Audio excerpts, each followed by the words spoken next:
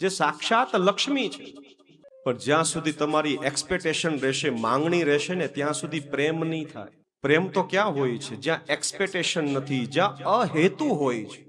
રોજ આપણો સંતાન આપણી પાસે આવે છે કે પપ્પા મમ્મી મને 500 રૂપીઝ આપો, મને 500 રૂપિયા આપો. એક દિવસ આવશે, 2 દિવસ આવશે, પણ રોજ બાળક માંગતો આપણને પસંદ નથી. એમ રોજ સવારે સ્નાન કરીને ઉભા રહીએ તો અમે એવા માતા પિતા, હે ભગવાન તું મારું આજે કામ કરી દે, આજે. એમ ભગવાનને પ્રિય નથી. બુરો પેટ પંપાલ હે, बुरो सुरन में भागनो, बुरो नारी से नेह बुरो, बुरो जंगल में आसो. कवि गंग कहे सुन सा अकबर, सबसे बुरो है मागनो. मागવું બહુ ખરાબમાં ખરાબ કીધું છે. શું કામ માગવું? પણ કાલે નારદજીની કૃપાથી ભક્તિ રાણી એટલા પ્રસન્ન થયા એના બંને દીકરા સાથે. જ્યારે ભક્તિ જાગૃત હોય અને ભગવાન ઠાકોરજીનો વાસ આપણા હૃદયમાં થાય એટલે જ્ઞાન અને વૈરાગ્ય એ જાગૃત થાય જ છે. નરસિંહ મહેતા, મીરાબાઈ એ કોઈ જંગલમાં જઈને તપ કરવા નહોતા ગયા. એને તો ત્યાં સાક્ષાત ઠાકોરજી બોલાવે ત્યારે ઠાકોરજી આવતા. કેદાર રાગ છેડે એટલે નરસિંહ મહેતાને ત્યાં ઠાકોરજીને આવવું પડતું.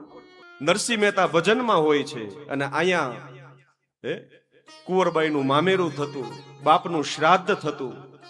કરતા વિકર્તા ગહનો ગુહ, એ બધું ઓટોમેટિક થયા કરે.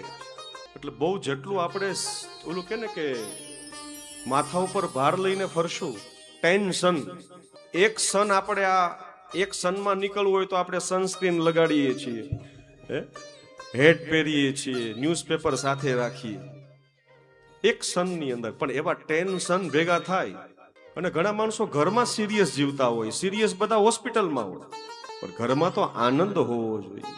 પણ ભક્તિ રાણીની કૃપાથી અને ભગવાન ભક્તિથી બંધાયેલા છે. ભક્તિમ નૃત્યતિ યત્ર ચહ, ભક્તિથી તમે યાદ કરો ઈશ્વરને આવવું પડે છે, કારણ કે ભક્તિ સાથે બંધાયેલા છે. જે વાતમાં કોઈકને રસ હોય, કોઈકને પૈસાની વાતમાં રસ હોય તો એને એવું ગમે છે, કોઈકને ખાવાની વાતમાં, ઘણા ફૂડી માઇન્ડ હોય ને કે ભાઈ કોઈક મળે એટલે તરત કહેવાનું કે આ કઈ રીતે રેસીપી હોય છે, આનું શું હોય છે.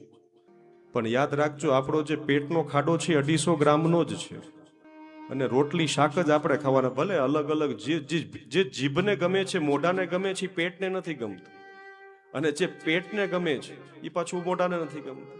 હવે જે જીવનને જરૂરી છે એ કાનને નથી ગમતું, અને જે કાનને ગમે છે એ જીવનને જરૂરી નથી. આ પરસ્પર તત્વ છે બધા. કોઈકને કૃષ્ણની વાત ગમે તો એ કૃષ્ણ એને ગમતો હોય.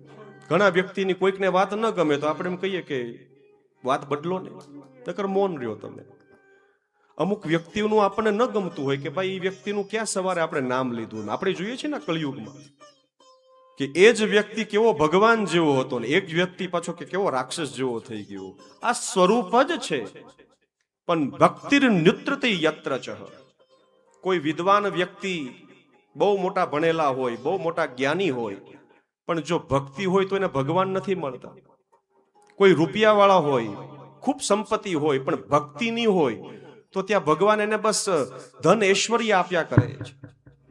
માં કામ કરતી હોય કિચનની અંદર ને બાળક રોતું હોય તો જેમ બાળકને એ માં કંઈક સમથિંગ નાનું ટોય ઘૂઘરો આપી દે છે, કંઈક સમથિંગ એને રમવા આપી દે છે, એટલે બાળક રમ્યા કરે છે, પછી રડતું નથી. એમ જેના જીવનમાં ભક્તિ નથી એમ ભગવાન એ બધાને માયારૂપી રમકડા આપી દે છે કે હાલે તું ગાડીમાં જ તું રહે. ઘણાની બસ આર્ટિફિશિયલ જ વાતું હોય બધી. અમે હોલિડેમાં આમ ગયા ને અમે આમ કર્યું, પણ છેલ્લે સેડ જ હોય છે. યાદ રાખજો, એ નશો ઉતરે એનો, નશો ઘૂમવાનો, હોલિડેનો, વોટેવર, પણ અંતે સેડ થઈ જાય છે. પણ જે ભક્તિનો નશો કરે છે એને પછી કોઈની જરૂર પડતી નથી. ભજનનું બળ જ એને બચાવે.